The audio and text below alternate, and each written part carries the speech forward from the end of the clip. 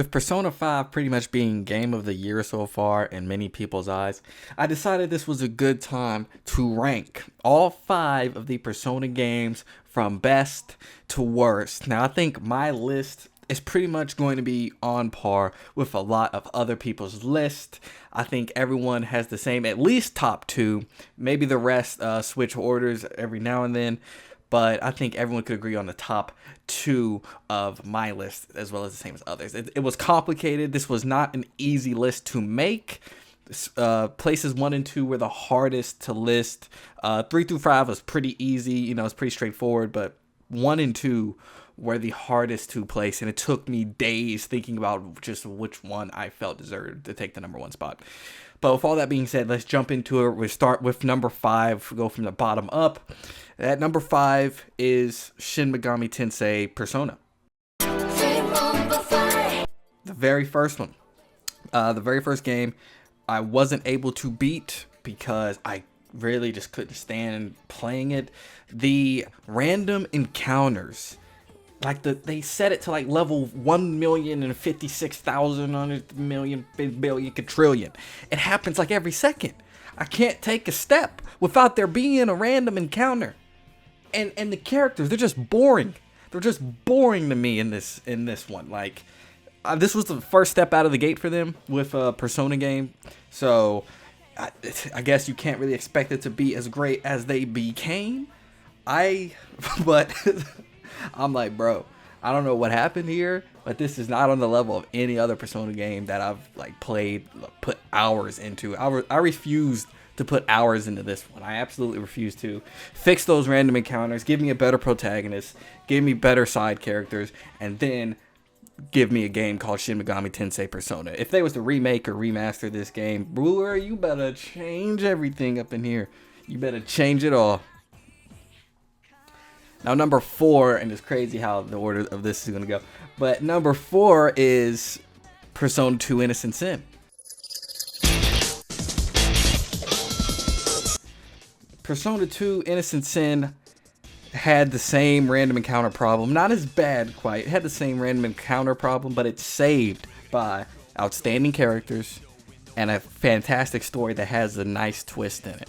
I think that Persona 2 Innocent Sin, in the story, the twist it's one of the best of the whole franchise. It's probably the best twist of the entire franchise. And for those who played the game, know what I'm talking about. I'm not going to spoil it exactly for those who want to go back and play it. I highly recommend you do. If you have a PS Vita, it's on there. You can go, you can buy it, you can play it. Watch out for those random encounters, though. Get some Estoma. I believe in Persona 2 it was a move. It wasn't an item, it's a move. So make sure you get some Persona with Estoma on them to lower those random encounters. Because you're going to be dealing with a lot, and that's what really drags the game down. Other than that, the story was actually very good, and I like the characters. Maya is a standout to me. The main character, his personality's meh. His personality's okay. And another thing that stood out to me about this one was the art and how adult all the characters looked. They were still in high school, but they had an adult look to them, and that's what I was digging. I really liked it. It's like an old school anime art style, I guess because it's old. It came out back then.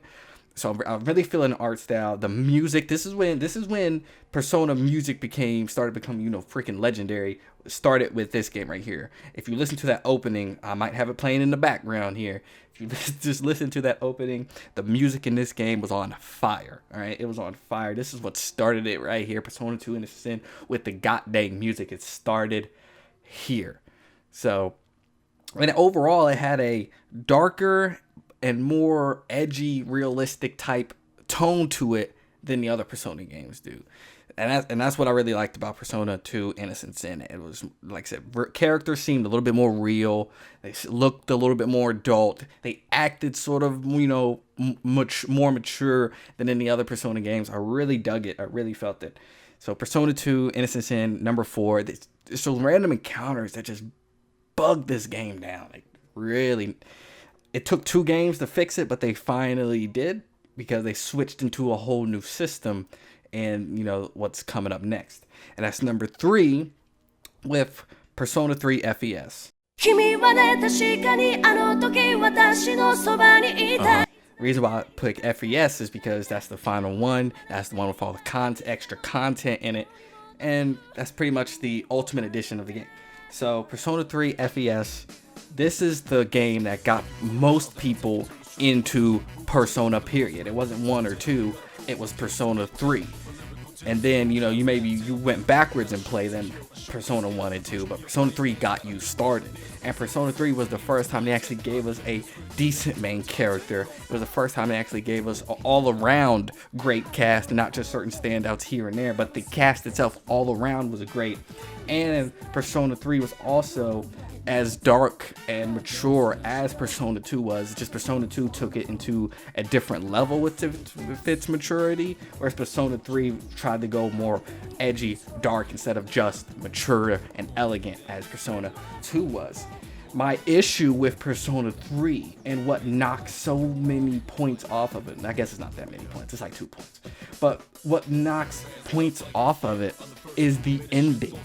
The ending wasn't good, and if you go to a forum about Persona and Persona 3 and you're talking specifically about Persona 3, somebody is going to mention to you that bad ending. You're not getting away from that conversation. That conversation is going to happen, all right? For those that have played Persona 3, you know about the ending. There's something happens and you're like, really? Did that just, and it's going to end like that? Now in FES, you get a little bit extra. You get a little bit extra content with FES. But there's still no closure in that. You find out where the character is, but it's like, you can't do anything about it. So what was the point of this extra content? And still to this very day, with the Persona trilogy being done, 3, 4, 5, with that even being done, we still don't know what happened to this character. You know, and I'm pretty sure most people have played Persona 3. Let's just go into spoilers for F's sake. Let's just do it. Okay, so Makoto, Minato, whichever canon you go by. I go by Makoto. Makoto's dead, pretty much. You know, he's like trapped. He's a statue. And at the end of Persona 3, he dies. You know, his hand is up on Aigis' face, and his hand falls. The signal is death and whatnot. And then you can continue FES as Aigis. And, you know, she's like doing this whole search for Makoto and finding out where he is. And they come to find out where he is. He's blocking that god or whatever you fought at the end from getting out. So his sacrifice is what's keeping that dude chained in there. But it's like there's no closure with that character and what the characters around him feel. There's no closure with that. You know, I think it was Persona 4 Arena or Persona 4 Arena Ultimax where we get a little bit of news that he's still being searched for by, I believe it was Elizabeth at that time, the Velvet Room girl. Correct me if I'm wrong on that. But she's searching for him, right? Trying to figure out a way to save him. But there's never any closure even at the end of the entire franchise. Even at the end, because all 3 are connected. 3, 4, and 5 are connected. They've already said that, and 5's the end of it. They're all connected, and there's no closure. So, as far as Persona 3 as a game goes, I have to knock it down to number 3 simply because of that ending. That ending was a shot to the foot. It was a smack in the face of all the fans and all the people who loved Makoto and all the people who was digging that story. It was a smack to their face to say he's gone and you don't know why or who's going to save him or if he's going to be saved. We're going to leave it to your imagination. And I hate those endings. Don't leave nothing to my imagination. Tell me your story. Tell me your story. I don't need anything left to my imagination. If he's dead, he's dead. Don't plant these seeds of there might be a way to save him, da-da-da-da-da.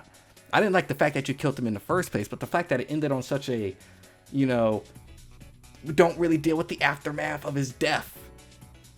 That's what is annoying, and that's what knocks this game down a major peg. I still enjoy Persona 3. It's still a great game, but that ending that ending just messes it all up. All right, now the top two. This is where it was hard. Okay, there's only 2 Persona games left. Y'all know what they are. This is where it was tough to decide which one of these 2 games was the best one. And it all came down to one deciding factor. Surprise, surprise, it came down to the ending. It came down to the very, very end of each game. And which one did I like the best? Which one gave me the most closure? Which one did I get the best feeling of? So at number 2, it was hard to do this, is Persona 5.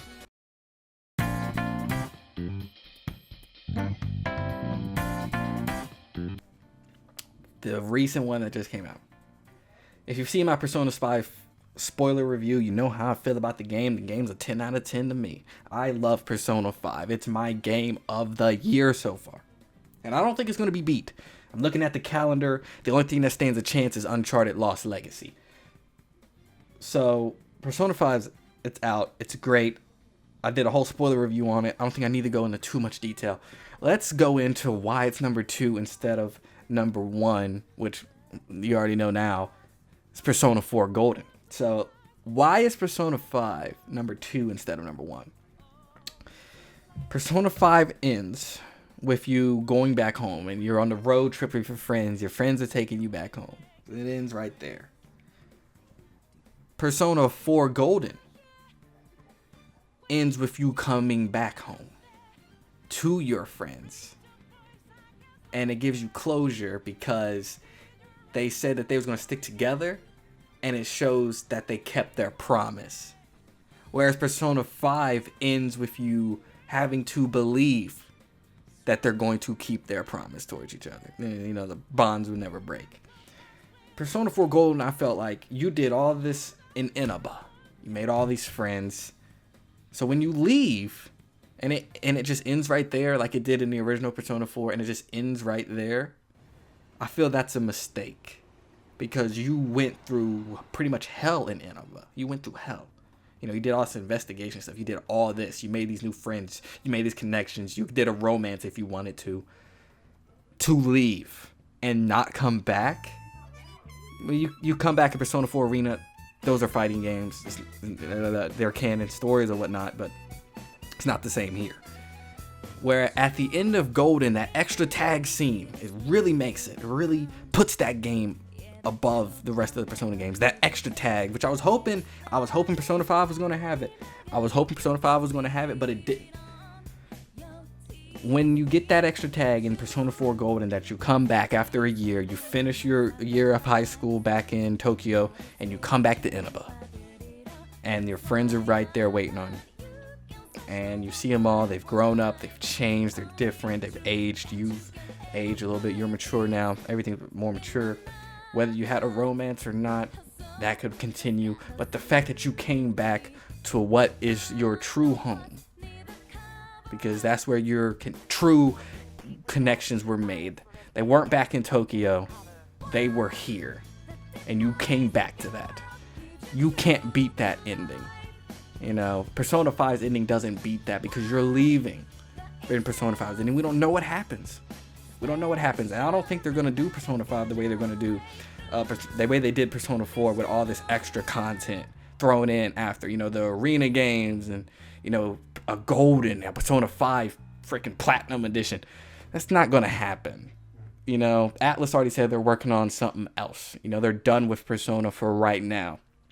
And this is the end of the Persona trilogy of 3, 4, and 5. Like, this is it.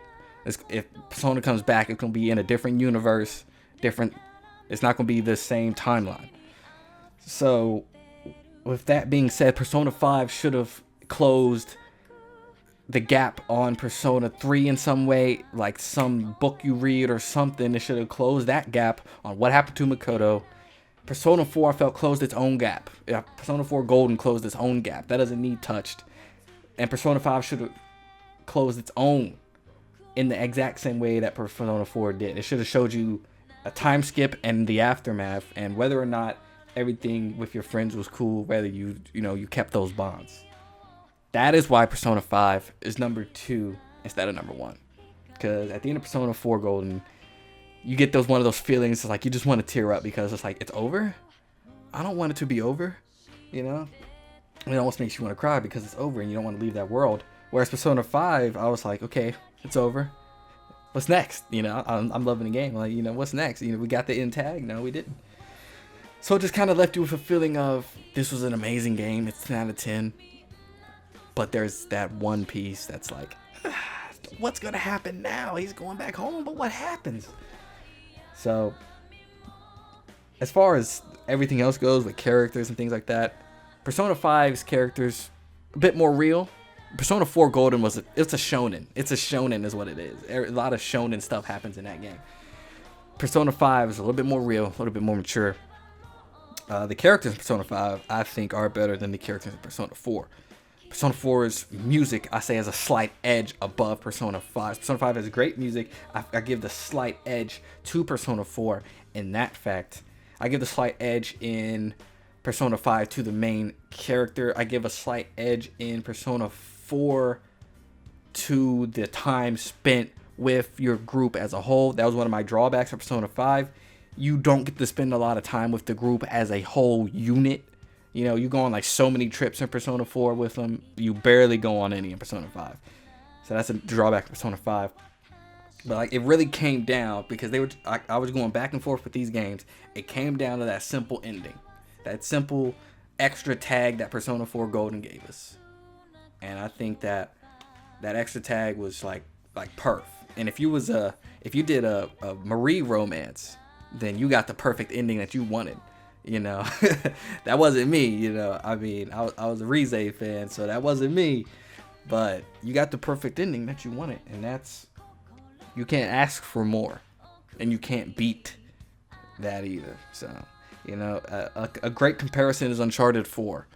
Uncharted 4, if it would have ended immediately after that mission, that last mission, it still would have been a 10 out of 10 game. It would have been, you know, like, it wouldn't have been as great as it was had they not added that extra scene in Uncharted 4 with his family, with Nathan Drake and his family. They did not add that. That game would not be the level of greatness it was. The same thing with Persona 4 Golden. If they did not add that, it would have lost to Persona 5. It would have been number 2 instead of number 1. But it added that, therefore it's number 1. So guys, put your rankings down below of your top 5 Persona games. And let me know how you feel about my list. And the reason why I put Persona. I know there's going to be some rage. But, you know, just let me know why you think yours deserves to be number 1. Or Persona, you know. A lot of people like Persona 3. You can't defend that ending, though. You could try, you know. Of course you can try to argue it. You can argue anything in the world. But I'm never going to agree. I'm never going to agree. So post the comments down below. I hope to see you guys in the next vid.